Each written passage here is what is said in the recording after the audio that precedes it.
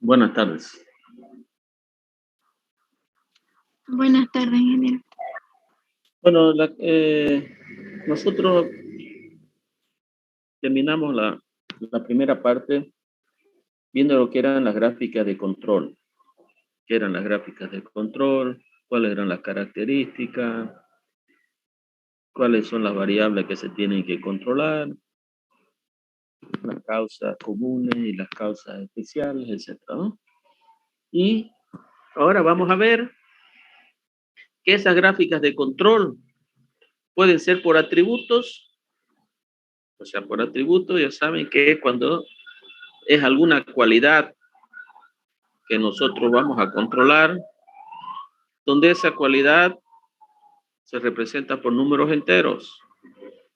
Si, por ejemplo, sacamos 50 muestras y de las cuales 5 están rechazadas, por decir. O por decirle, es como se dice, sigue el sistema de Bernoulli, donde hay solamente dos posibilidades, es aceptada o es rechazada. Nosotros vamos a ver 4 tipos de gráficas por atributo y después vamos a ver 2 gráficas por el tipo de variable continua. Lo importante de estas gráficas de control es ustedes saber las características que tienen, porque después construirla ya van a ver que es bastante sencillo. Y yo en el examen tampoco les voy a pedir que construyan una gráfica de control, pero yo les voy a poner algunas gráficas y ustedes tienen que saber identificar qué tipo de gráfica corresponde. Entonces vamos a comenzar por los atributos, ¿no? Entonces, control estadístico de procesos por atributo. El término atributo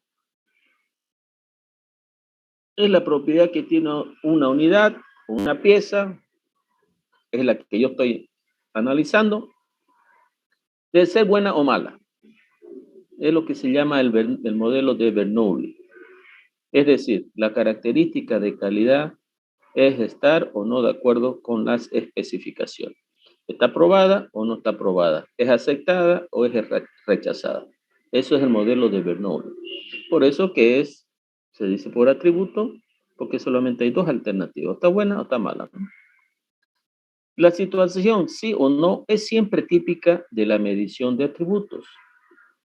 Un gráfico confeccionado para controlar este tipo de medidas de calidad se conoce como gráfico de atributos.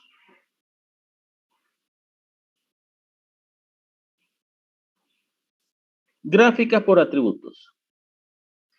Las situaciones del tipo atributo pueden existir en cualquier proceso de fabricación. Los sistemas, los procesos, las empresas que elaboran, que utilizan algún sistema de control de calidad, los más sencillos son los que, donde las piezas se caracterizan por ser buenas o ser malas. ¿Dónde? ¿Dónde? Ok.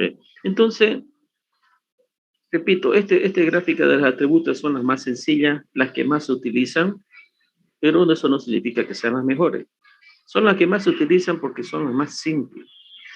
Normalmente, los datos para construir o para trabajar con estas gráficas, ya nosotros los tenemos. Lo único que falta es hacer algunos ajustes. Por decirle, nosotros sacamos muestras, pero sacamos muestras no de acuerdo a algún criterio. De repente sacamos muestras que están por debajo o por encima de lo recomendado, etcétera. Pero ya las tenemos. La dificultad más significativa está en hallar operaciones precisas de lo que conforma o lo que no conforma. Volvemos al tema, dice, ¿no? La dificultad más significativa es ver cuál es la característica que yo voy a analizar. Recuerda cuando estábamos viendo de los vasos, ¿qué es lo que yo voy a utilizar? ¿Qué es lo que yo voy a controlar? La velocidad del perno, la temperatura, el peso, la densidad, etcétera, ¿no? Entonces, pero eso no es un tema que nosotros nos vamos a ver, porque eso no tiene que ver con el control de calidad, sino que tiene que ver con las personas que controlan el proceso, que ellos son los que tienen que saber cuáles son los cuellos de botella de cada sistema, y cada sistema es diferente. Los datos del tipo atributo están ya disponibles en muchas situaciones. En cualquier parte que existan inspecciones, clasificación de materiales rechazados, etc. Entonces, en las empresas, en las plantas de producción, ya tenemos los datos. Cuando se requieren nuevos datos, la información del atributo es por lo general rápida, económica, de obtener. Entonces, cuando no lo tenemos ordenado o cuando faltan alguna información, es fácil obtenerla, dice. Es falta conseguir, es rápido, se puede conseguir y no es caro. Los datos que se reúnen para informes gerenciales están en forma de atributos y se pueden beneficiar del análisis de las gráficas de control. Como estas gráficas de control son fáciles de entender, entonces se utilizan, dice, para hacer una exposición sobre cómo está la evolución del proceso, para ver cómo está la variabilidad de un día para otro, o de un turno para otro, o de un mes para otro, por decirlo, no solamente para controlar la calidad de las piezas, sino que sirve a través del tiempo, cómo es que nosotros estamos trabajando en la empresa. ¿Estamos mejorando o estamos empeorando? Y el gerente de repente es un economista, por decirle, es un administrador de empresa, que no es ingeniero, entonces él tendría dificultades en utilizar otro tipo de gráfica. Entonces estas gráficas, ya vamos a ver, son fáciles de construir y mucho más fáciles de entender. La introducción de las gráficas de control es importante dar prioridad a las áreas con problemas y no usarlas donde sean más necesarias. Entonces, muchas veces, para mostrar o querer demostrar que en la empresa se trabaja de una manera moderna o se trabaja de una manera científica, utilizamos las gráficas de control en cualquier sector, en cualquier planta, en cualquier lugar de una máquina, y no debe ser así. Las gráficas de control se deben utilizar en los puntos donde una pequeña variabilidad ocasiona que las piezas sean defectuosas. Se deben utilizar en algunos procesos conflictivos, no conflictivos, en algunos procesos que necesitan que se esté, como se dice, ojo al charque, porque cualquier problema que hay ahí va a ocasionar que las piezas sean defectuosas. Por ejemplo, yo no voy a utilizar una gráfica de control para, por decirle, el embotellado de gaseosas en las cajas. Porque ahí, ¿qué problema puede haber? Uno fácilmente puede observar si en esa caja le falta una o dos gaseosas. Entonces, ¿para qué voy a construir una gráfica de control? Pero yo puedo construir una gráfica de control, por decirle, para ver si la cantidad de colorante a la gaseosa es lo correcto, porque si no es lo correcto va a salir una más oscura o una más clara. O para controlar la cantidad de azúcar, porque si no, unas van a salir más dulces que otras. Entonces, las cartas de control deben ser utilizadas donde hayan problemas y para nosotros disminuir esos problemas. Muchas veces las gráficas de control señalan el camino hacia las áreas específicas que necesitan un examen más detallado. Entonces dice, algunas veces nosotros comenzamos a utilizar las gráficas de control y vemos que en ese punto donde estamos tomando las muestras no hay variabilidad. Entonces nosotros mismos nos damos cuenta de que no es importante usar las gráficas de control en ese lugar. Entonces nosotros mismos nos vamos dando cuenta dónde son necesarios el uso de las gráficas de control. Ok, cuando se trata del número real rechazado y del tamaño constantes de los subgrupos, ¿qué son los subgrupos? Los subgrupos son, por decirle, nosotros hemos dicho, vamos a decir, vamos a tomar muestra cada hora. Entonces, y cada hora voy a sacar 10 muestras. Entonces, esas 10 muestras decimos subgrupo 1, que es de las 8 de la mañana y vamos a tomar 10 muestras. El subgrupo 2, a las 9 de la mañana, voy a tomar otra vez 10 muestras. a las 10 de la mañana voy a tomar otra vez 10 muestras, entonces ahí se dice su grupo 1, su grupo 2 o su grupo 3. Entonces, o si no, también se puede llamar lote 1, lote 2, lote 3. Entonces, subgrupo no significa una muestra. Lote no significa una muestra, sino un grupo predeterminado que nosotros con anticipación decidimos cuánto es la que vamos a sacar. Entonces dice, cuando nosotros decimos se trata del número real rechazado y del tamaño constante de su grupo, o sea, cada subgrupo siempre va a tener 10 piezas. Dice, tamaño constante. La gráfica de control que se usa es la gráfica NP.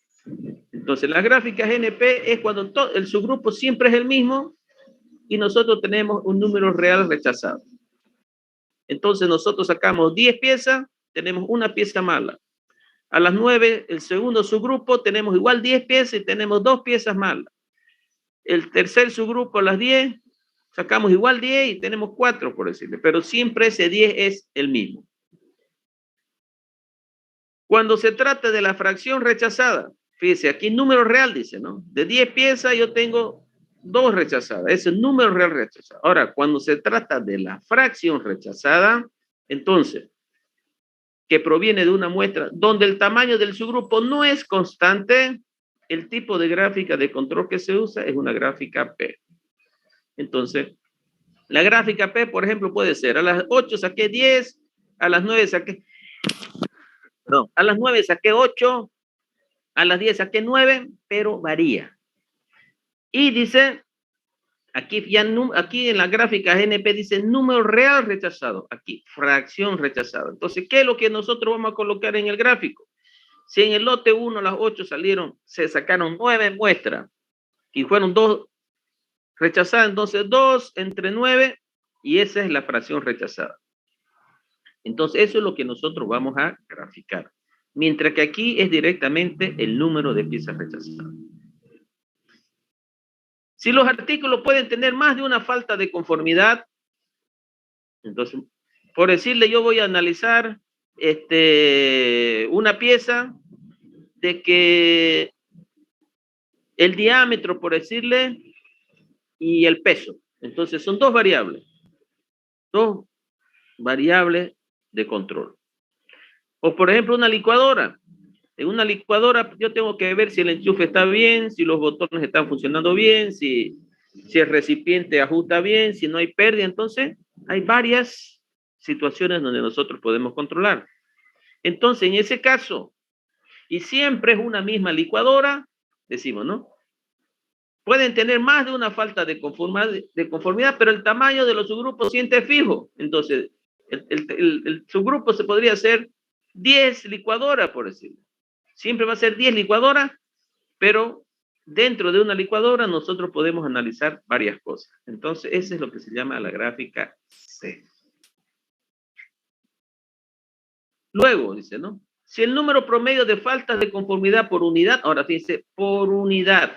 Entonces, aquí, por ejemplo, nosotros decimos, vamos a analizar los papeles higiénicos y vamos a ver cuántas manchas tiene el papel higiénico en cada metro cuadrado de papel higiénico. Entonces nosotros cortamos un metro lineal y sabemos, por ejemplo, que el papel higiénico siempre trae 15 centímetros de ancho.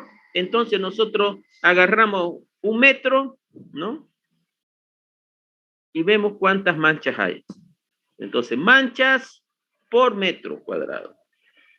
Puede ser, por decirle, nosotros tenemos una pizarra de esas acrílicas y nosotros vemos a ver cuántas manchas hay por pizarra. Siempre hay una unidad de medida.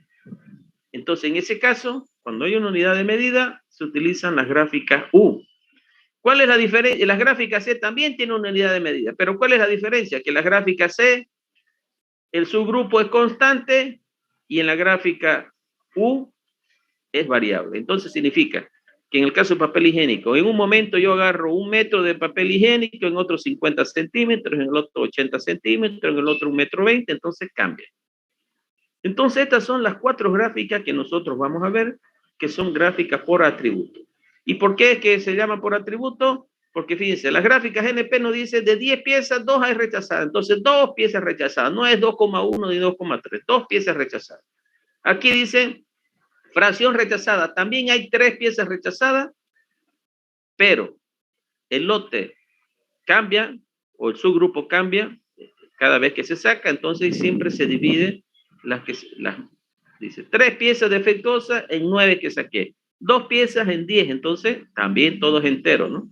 Aquí decimos una licuadora, por decirle, hay 3 o 4 defectos por licuadora. Entonces, siempre estamos hablando de una licuadora o 10 licuadoras y ahí sumamos cuántas fallas hay en las 10 licuadoras.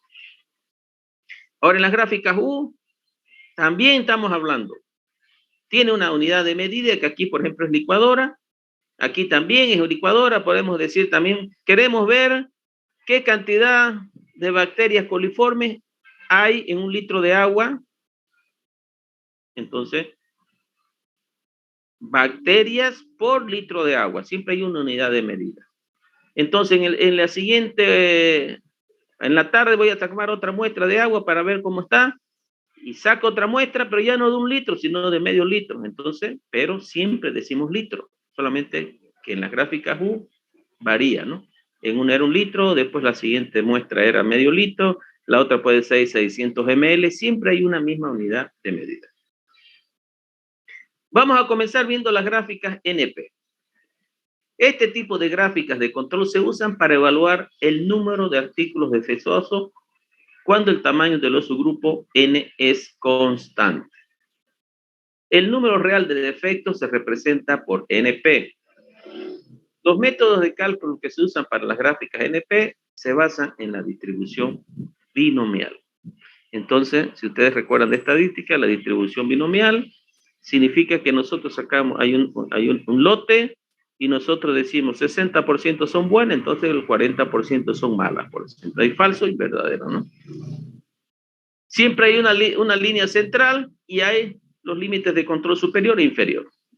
Aquí vemos cuáles son los pasos necesarios para construir las gráficas de control NP. Pero este es muy similar a todas las otras gráficas. Lo único que cambia, por ejemplo, aquí dice calcule P, calcule P, aquí ahí arriba hay una línea, por decirlo, ¿ya? Que significa la media. Entonces, en la otra va a decir calcule NP cuando es la gráfica NP, por decirlo, ¿no? Y después va a decir calcule NP línea, que es la media, por decirlo. Pero, más o menos, el procedimiento es el mismo. Entonces dice, pasos. Determinar el propósito de la gráfica de control. ¿Para qué nosotros queremos construir esa gráfica? Para analizar una variabilidad de qué. ¿Qué es lo que vamos a hacer? Vamos a ver, calcular el peso, el diámetro, la largura, etcétera, ¿no? Tenemos que determinar cuál es el propósito de la gráfica. Segundo, dice, tenemos que seleccionar cuál es la característica de calidad. En caso del vaso que vimos del PVC, entonces la característica va a ser el peso, ¿no? Decide el tamaño del subgrupo, cuántas muestras voy a tomar y cada cuánto tiempo. Va a ser cada hora, cada 4 horas y cuántas muestras voy a tomar. Elaborar las hojas de acopio de datos. Las hojas de acopio de datos, como su nombre dice, es donde se van acumulando, cómo se están recogiendo los datos y cómo es que se los archivan. Eso lo vamos a ver en otro capítulo, que es exclusivamente los diferentes tipos de hojas de inspección o también llamadas hojas de acopio de datos. En esas hojas de acopio de datos se registran los datos. Calcule P, dice, ¿no? En el caso de las gráficas P, o calcule NP para las gráficas NP. Que ahora vamos a ver eso, ¿no? Calcule la media del P o calcule las medias de las NP o calcule las medias del C o calcule las medias del U. El mismo procedimiento, calcule P, calcule NP, calcule C o calcule U. Y después la media. Luego calcule los límites de control superior y los límites de control inferior. LCS es límite de control superior, LCI límite de control inferior de cada subgrupo. Luego dice trace el P o el NP, que es la línea central. La línea central siempre es la media, ¿no? En el otro caso, el C, y en el otro caso, el U medio. Es la línea central. Para las gráficas P es P, las medias de las P, las gráficas NP, las medias de las NP. En las gráficas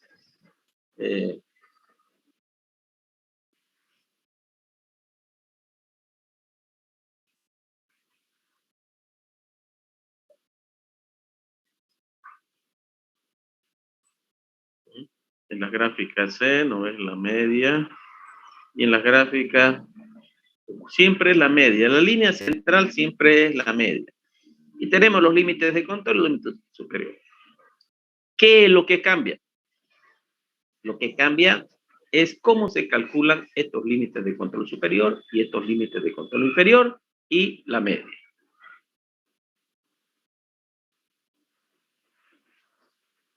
Después trazamos los valores tanto de la media como del límite de su control superior y con límite de control inferior, y después hacemos un análisis si hay valores que han caído fuera o valores que han caído dentro. Dependiendo de eso, yo hago una valoración. Si han caído valores fuera de los límites de control, decimos entonces que el proceso no está bajo control estadístico. Y cuando el proceso no está bajo control estadístico, entonces significa que hay piezas defectuosas. Y nosotros tenemos que analizar por qué están surgiendo esas piezas defectuosas y tenemos que investigar. Una vez investigamos y hemos descubierto, comenzamos a producir y nuevamente sacamos muestras para ver ahora cómo está el gráfico. Supongamos un proceso que fabrica tornillos. Una manera de ensayar cada tornillo sería probarlo con una rosca calibrada, ¿no? El resultado de este ensayo solo tiene dos posibles resultados: defectuoso o no defectuoso, o conforme o disconforme. Si el tornillo entra en la rosca, se lo considera, si no entra en la rosca, se lo considera defectuoso o disconforme, ¿no? Entonces, aquí podríamos utilizar, si el tamaño de la muestra es constante, nosotros podemos utilizar la gráfica NP. Y si no es constante, la gráfica P. Para controlar este proceso se puede tomar una muestra de tornillos y contar el número de defectuosos presentes en la muestra. Entonces, aquí nosotros tenemos que decidir cuántas. Como vamos a ver primero las gráficas NP, entonces lo primero que tenemos que hacer aquí es cuántas muestras voy a sacar para formar el lote o el subgrupo. La variable aleatoria, número de defectuosos, es una variable aleatoria discreta porque puede tomar un número finito de valores. Los gráficos NP se utilizan para controlar el número de defectuosos en una muestra. Entonces, para controlar este proceso, un inspector se coloca al final de la línea de producción y cada hora retira una muestra de N50. Entonces, cada hora saca 50. Entonces, a la primera hora, ese se llama primer subgrupo o primer lote. Comprueba que cada uno con la rosca y anota de esos 50 cuántos fueron defectuosos. Pues acá, ¿no? Por ejemplo, a las 7 de la mañana, saca 50 y ve los que están buenos y los que están malos, ¿no? Este resultado se anota en un gráfico hora por hora y se denomina gráficos NP. ¿Por qué? Porque siempre es 50. Si se tomara el proceso un solo tornillo, ¿cuál es la probabilidad de que sea defectuoso? Ok. Entonces, estos gráficos NP dice que deben tener entre 20 y 25. El lote, ¿no? Perdón, la muestra, este dice muestra 1, este significa subgrupo 1 o lote 1. Aquí no hemos colocado por decirle cuántos son, pero aquí dice que son 20 o 25. Y de esos 20 o 25, 3 defectuosos, 2 defectuosos. ¿Por qué no colocamos? Porque siempre es el mismo valor. Entonces solamente colocamos de esos 20, vamos a suponer que son 20, en todas las muestras, los lotes o los subgrupos son 20. De esos 20, 3 defectuosos, de esos 20, 2 defectuosos hasta las 7, hasta las 8, hasta las 9 y así sucesivamente.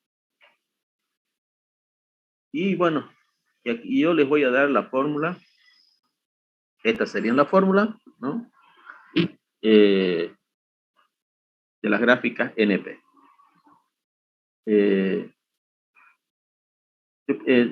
Podrían anotarse esto. Yo se lo voy a subir ahora, pero no, yo se lo voy a subir ahora al WhatsApp, porque vamos a hacer un ejercicio. Entonces, la línea central, el límite de control superior y el límite de control, bueno, aquí superior y aquí inferior, ¿ya? Aquí, está bien. Superior e inferior. Siempre en el superior es más y en el inferior es menos.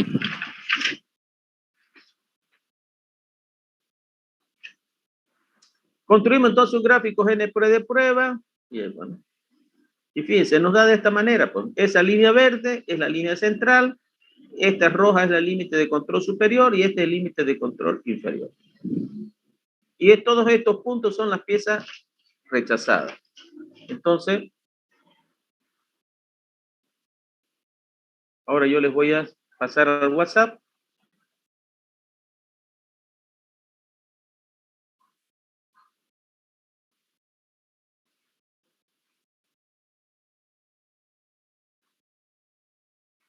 Y vamos a hacer el primer caso.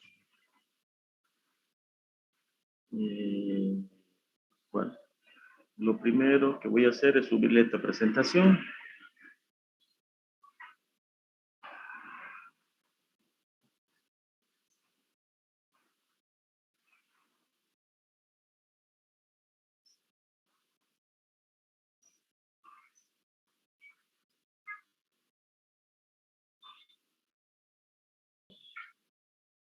A ver, fíjense, ya los recibieron. A ver, revisen. ¿Ya recibieron? Sí, ingeniero. Ok.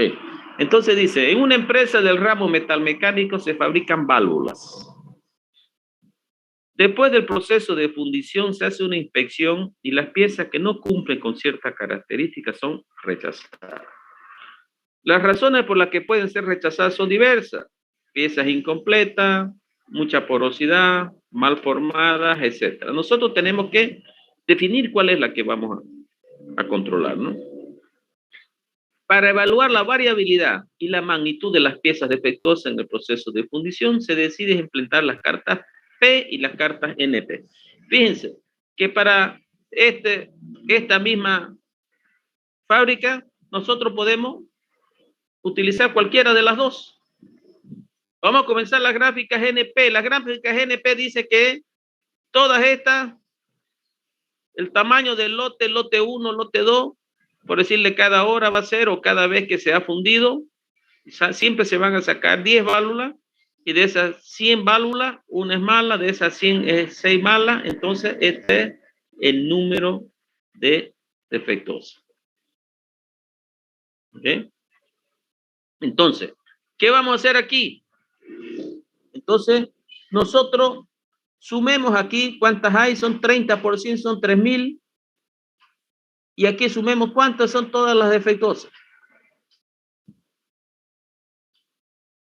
Y ustedes revisen a ver ahí en lo que yo le he pasado en la presentación.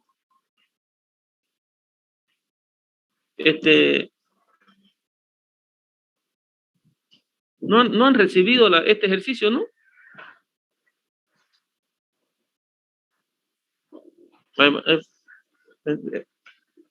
Déjenme por qué ver qué es lo que ha pasado.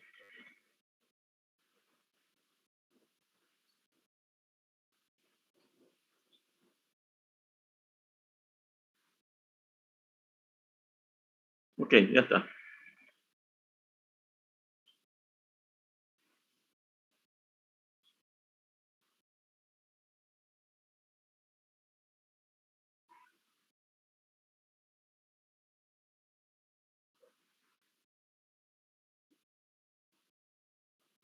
Entonces, la línea central, entonces nosotros tenemos que sumar todas las NP, que son todas las piezas defectuosas, y dividido entre el tamaño del subgrupo. Entonces voy a salir de aquí.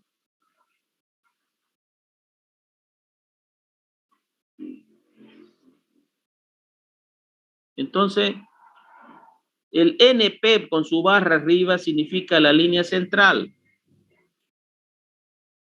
Entonces, nosotros sumen primero todo el número de piezas defectuosas, por favor, en esa columna, y por eso hay un espacio de abajo que le he puesto, y sumen, ¿ya?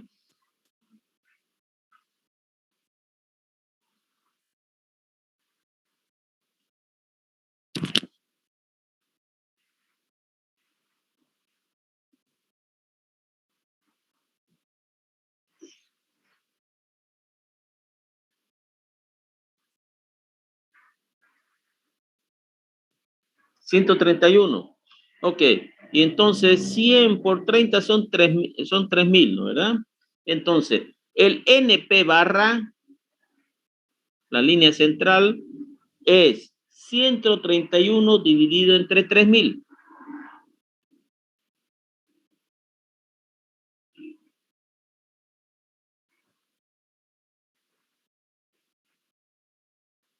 Eso da 0,044, ¿correcto?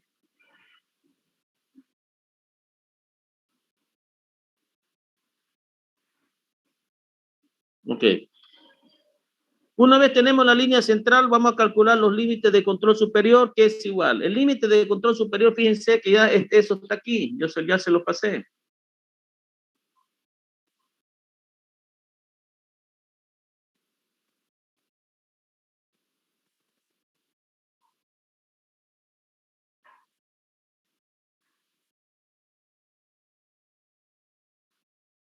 Fíjense, está aquí. Entonces ya tiene la línea central. Entonces, el límite de control superior es NP, el valor de aquí arriba de 0,044 más 3 por raíz cuadrada de NP, que es este mismo valor acá, por 1 menos P medio. ¿Qué es el P medio?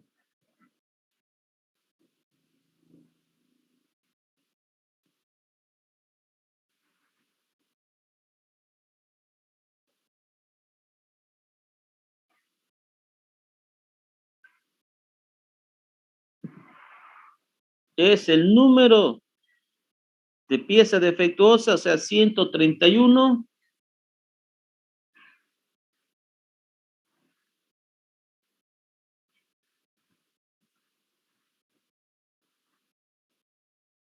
dividido entre 30.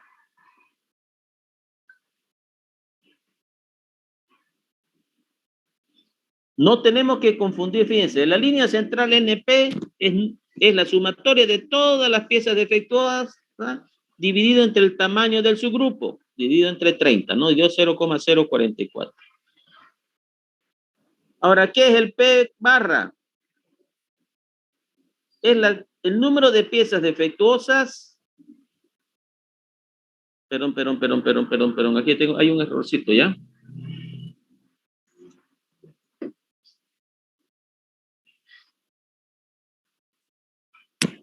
La línea central NP, 131 dividido entre el tamaño del subgrupo. El tamaño del subgrupo es 30.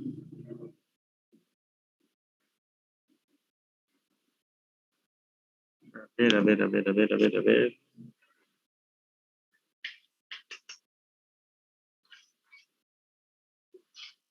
El NP es la línea central, ¿ya? Y es, a ver, ¿por qué no escribe mejor? ¿Ok? Escriban, a ver, línea central, NP barra,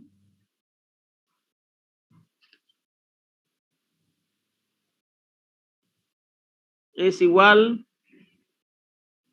al número de piezas defectuosas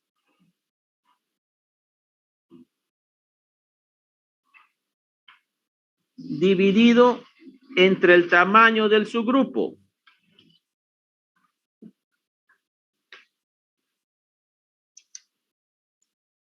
Entonces, 131 dividido entre 30.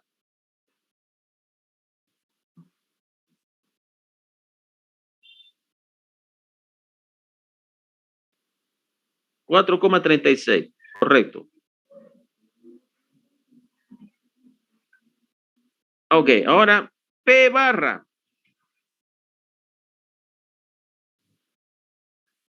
Es el número total de piezas defectuosas. Número total de piezas defectuosas dividido entre el total de piezas inspeccionadas.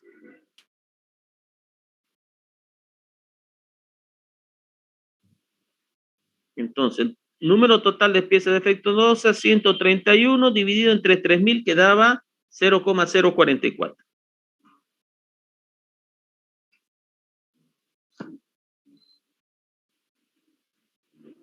Entonces, NP, ¿cuánto me dijeron que era? 131 dividido entre 30, ¿cuánto daba? 34,36. Y P es igual. 130, P barra, ¿no? Dividido entre 3.000 es 0,044. 0,044. Ok, entonces ahora sí, calculen el límite de control superior e inferior.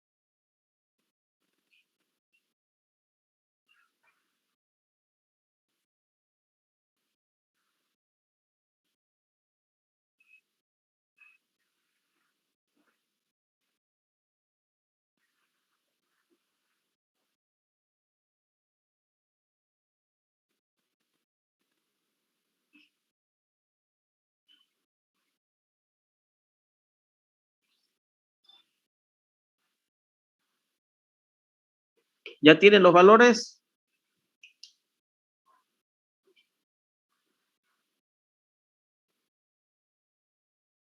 $10,62. Ya, ¿y el límite inferior?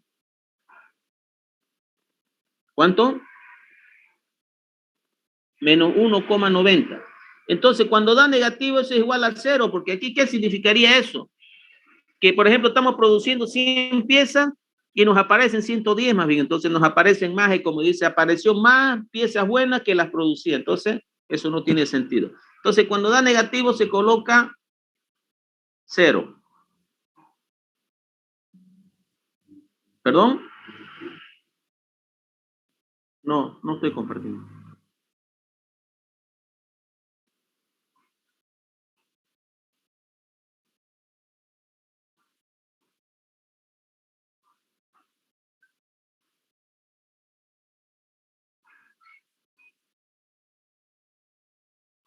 Ahora voy a compartir.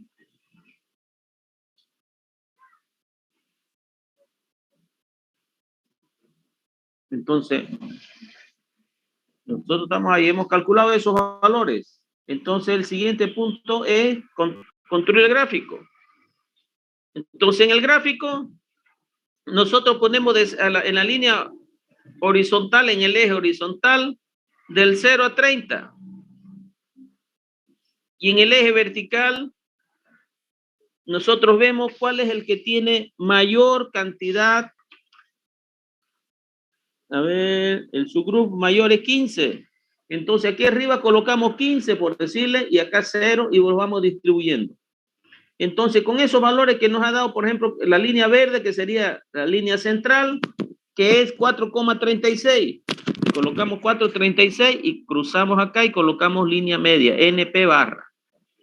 Y luego el límite superior y el límite inferior, como es 0, va a estar sobre el eje horizontal.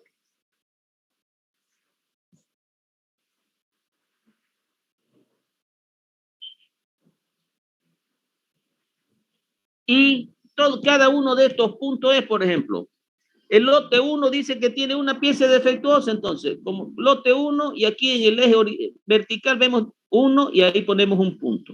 En el lote 2 tenemos 6 piezas defectuosas, el lote 2, entonces subimos 6 piezas defectuosas. Y así vamos marcando todas estas líneas y veamos cómo es que quedó el gráfico.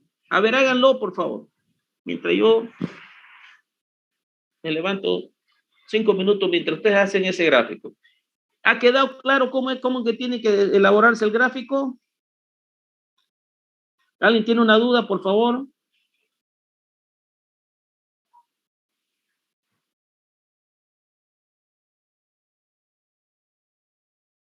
No escucho. Estos puntos, por decir, este punto de aquí sería, en el lote 1 que tenemos del gráfico nosotros, aquí están las muestras, lote 1, por ejemplo. En el lote 1 dice número de defectuoso 1, ¿no verdad? Entonces aquí el punto va a estar en el punto 1. El lote 2 en la línea horizontal y veo el lote 2 tiene 6 y marco 6 por decirlo, donde esté 6. Y así sucesivamente. ¿Ok? ¿Quedó claro ahora? Ok. Háganme un ratito, 5 minutos me voy a levantar, por favor.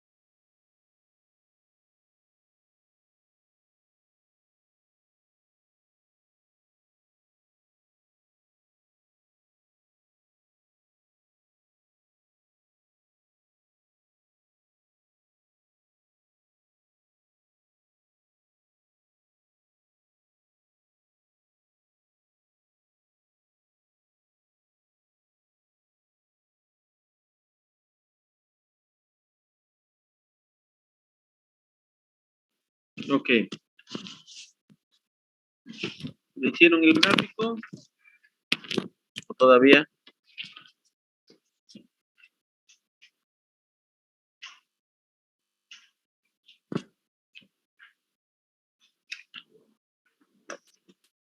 Ok.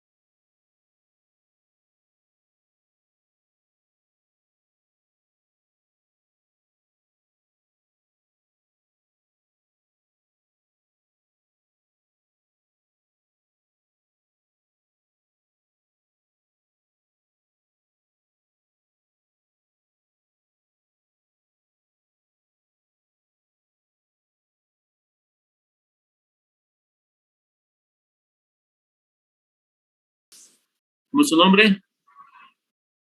Durán, Mérida Daniela. Daniela, ¿no? Sí. Ya, ok, a ver, le cedo.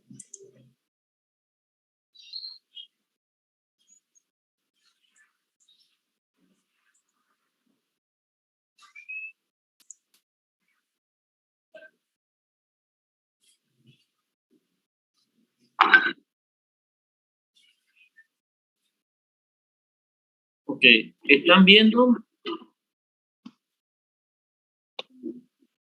Aquí está el gráfico. Ya, ok.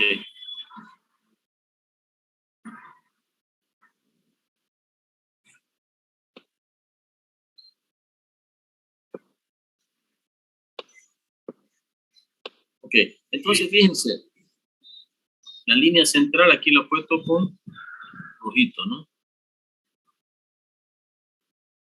La línea azul, el límite de control superior, y los puntos los ha puesto con amarillo y los ha unido. Entonces fíjense, si nosotros nos ponemos a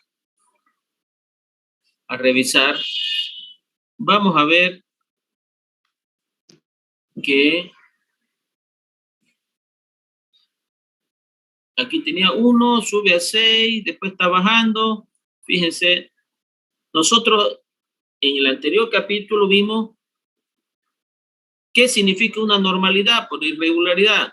Dijimos que hayan 5 o 6 puntos para abajo, 5 o 6 puntos para arriba. Aquí 1, 2, 3, 4, 5.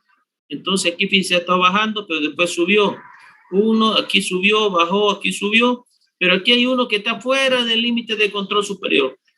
¿Qué significa cuando está fuera del límite de control?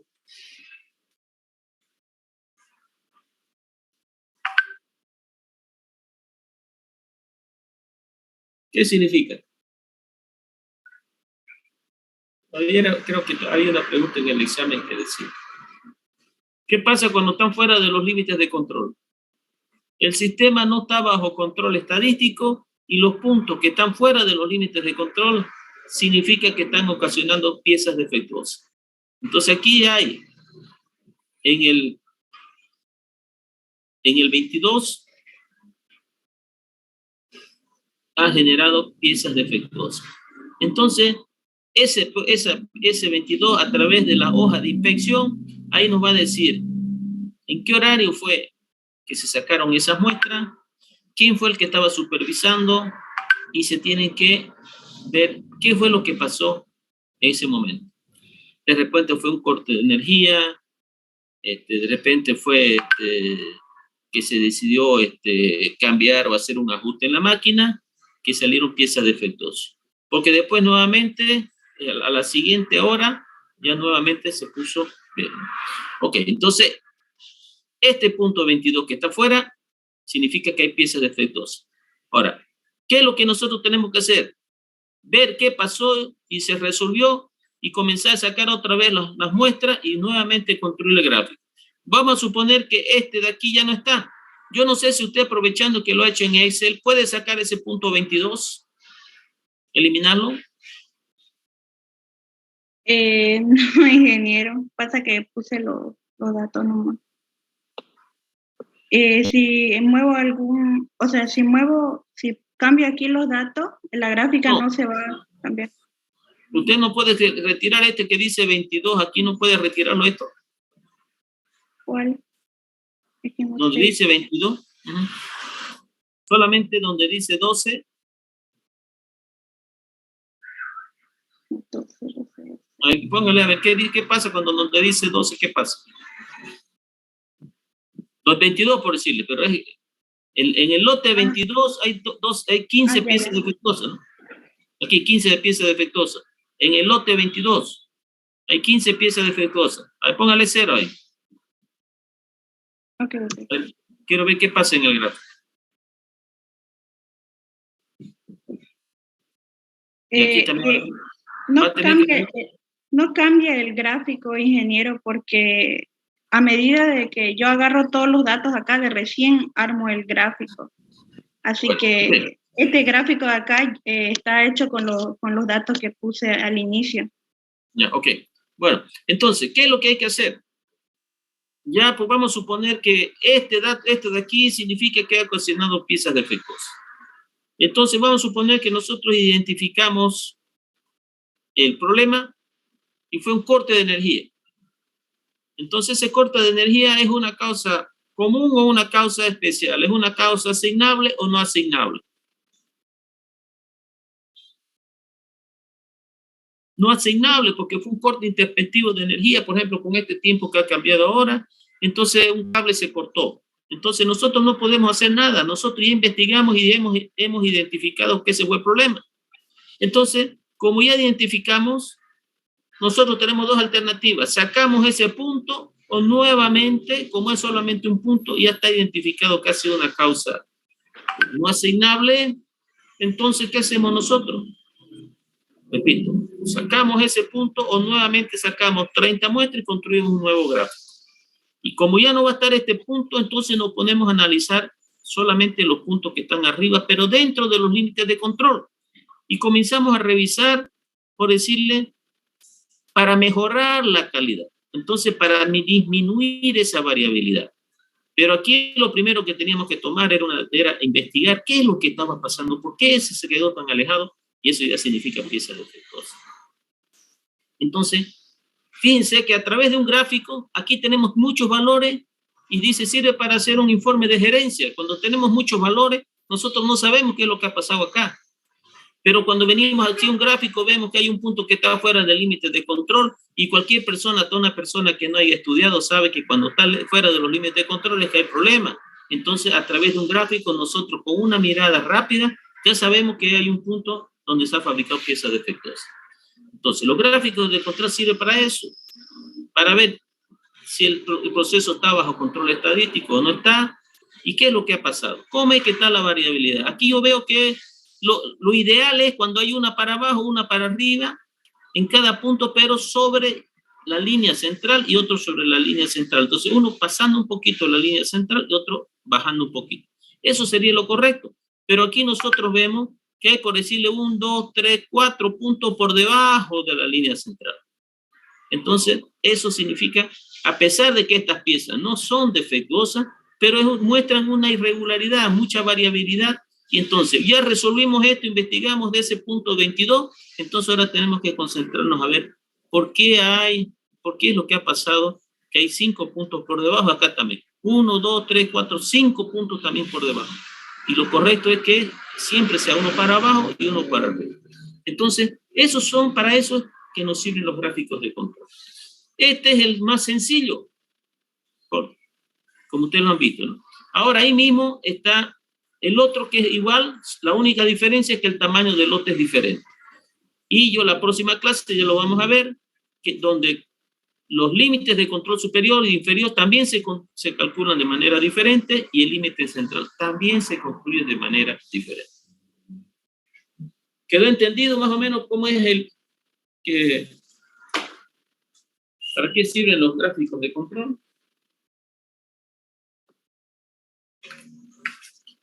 Primero es de los más, bueno, yo pienso que el más utilizado es el siguiente, el P, porque también el P lo podemos nosotros convertir en un gráfico de porcentaje, y cuando hablamos de porcentaje nosotros podemos entender mejor cuando hablamos de 50%, 60%. Entonces, en el otro gráfico ya vamos a ver que aquí nos dice qué porcentaje está fuera del límite de control. Y eso lo vamos a ver en la próxima clase. Ustedes es la otra columna que está ahí, que es del mismo ejercicio. Solamente repito que el tamaño del lote varía. En este de aquí es el mismo. ¿Alguna duda, alguna consulta?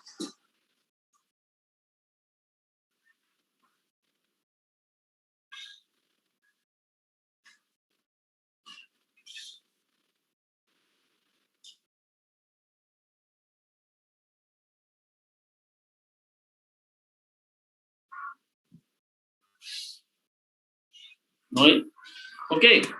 Bueno, entonces esperemos que los problemas se resuelvan y nosotros podamos volver el próximo miércoles sin ningún problema a pasar clase, pero si no, recuerden que es importante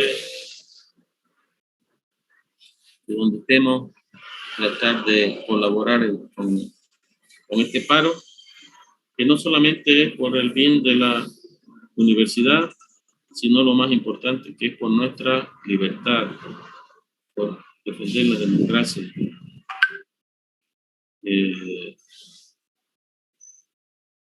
Estamos con todas estas leyes, lo que quieren es llevarnos a ser un país como Cuba y como Venezuela, y